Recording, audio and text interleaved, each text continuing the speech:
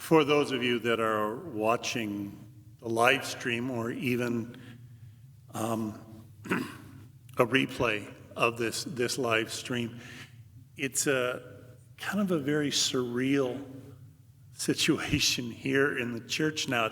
It's not something that you can see, but in the first several rows out here, they have taken and blown up pictures of different parishioners' faces, and they've taped them to the pews so that it feels like we do have a congregation, a reminder that Holy Apostles is gathered in whatever way.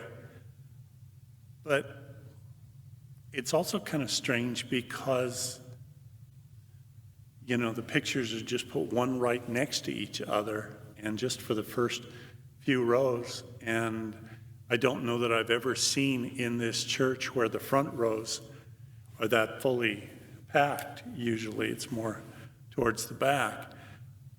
But the good news is I don't think that any of these faces will be leaving Mass early, and so we appreciate that too. In my office here at the church, I have a sign over my desk. Well, I've got several signs, but one of the ones that I'm really proud of, one of the signs that I think expresses me as much as anything, is one that says simply, puns. Never apologize, never explain. And that's kind of been my life's motto in some ways. But I bring that up because in today's gospel and throughout so much of the Gospel of John, Jesus uses puns as well. Not for humor, but the way that John has written his gospel. A pun is a play on words. That's even how we got the spelling. P-U-N. Play on words. Okay, I'm not getting any less laughs from the pictures than I usually do at Mass, so that's fine. But Jesus, in John's gospel, always says things a certain way, and those who have not yet come to faith, they misunderstand him. They take his words to mean something else. And today, this image of sight versus blindness, if people are just looking at that in terms of physical sight, then we're missing much of what Jesus was trying to get across. Because for Christ, sight means faith, coming to believe. Jesus cured this man's physical blindness. But as the gospel goes along, his sight, his being able to see who Jesus truly is, increases, while the religious leaders, they continue to argue with him, they continue to disagree, they continue to doubt that he has worked a miracle or that it came from Jesus. And what's being said there is, these are the ones who in fact are blind. That spiritual blindness that cannot accept, that will not accept the reality of Christ. You look at the man, and as the story goes along, he grows in his sight. His physical sight, as I said, was healed right at the very beginning. But look at what he says about Jesus. The first time he says, oh, this is the guy that put mud on my eyes and cleared them. This is the guy. The second time he's confronted, he says, he's a prophet. And by the third time, I believe that you are the Son of God. So even though he got his physical sight, his spiritual sight comes to fulfillment, while the religious leaders, the ones who are set in their ways, the ones who insist that it has to be their way, they continue in their blindness. We're living in some very difficult times right now.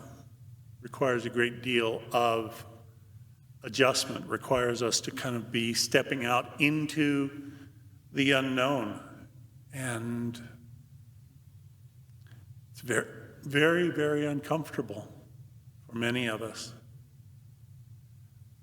Fear can blind us. Not being in control can blind us. Uncertainty, doubt.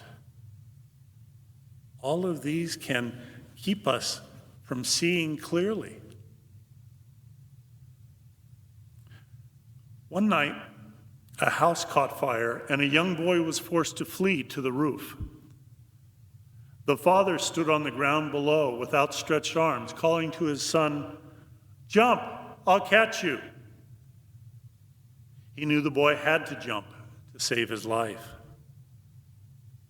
However, all the boy could see between himself and his dad was fire, smoke, and blackness.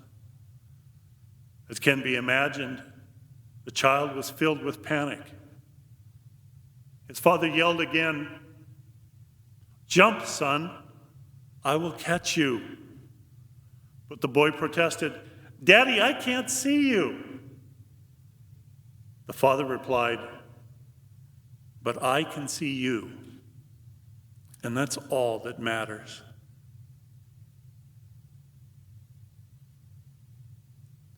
No matter what blinds us, God always sees us. God is always wanting to let us know that he is there with us, he is there for us. And when we can trust, when we can get past our fear or anything else that is causing us to not see God, then we can focus again in confidence, in hope.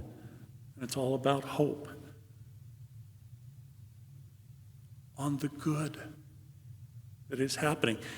Even in these times, we read and we hear about so many situations where people, even in their isolation or their social distancing, are finding ways to reach out to one another, to care about one another. That comes from making the choice to believe, to try to see in spite of the fear. We have to remember something. This is written by a woman named Faye Sweeney.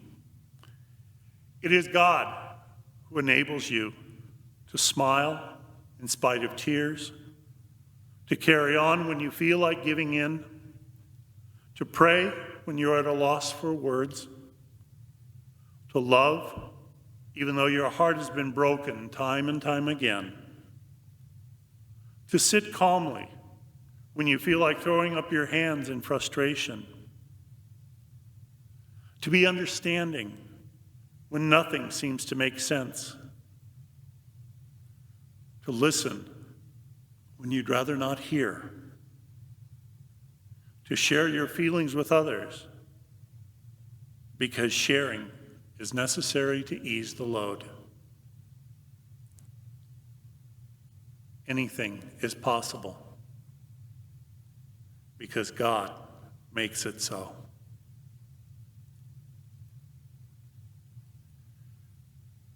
Though the blind see no light, the sun does shine. Lord, we trust. Help us to see.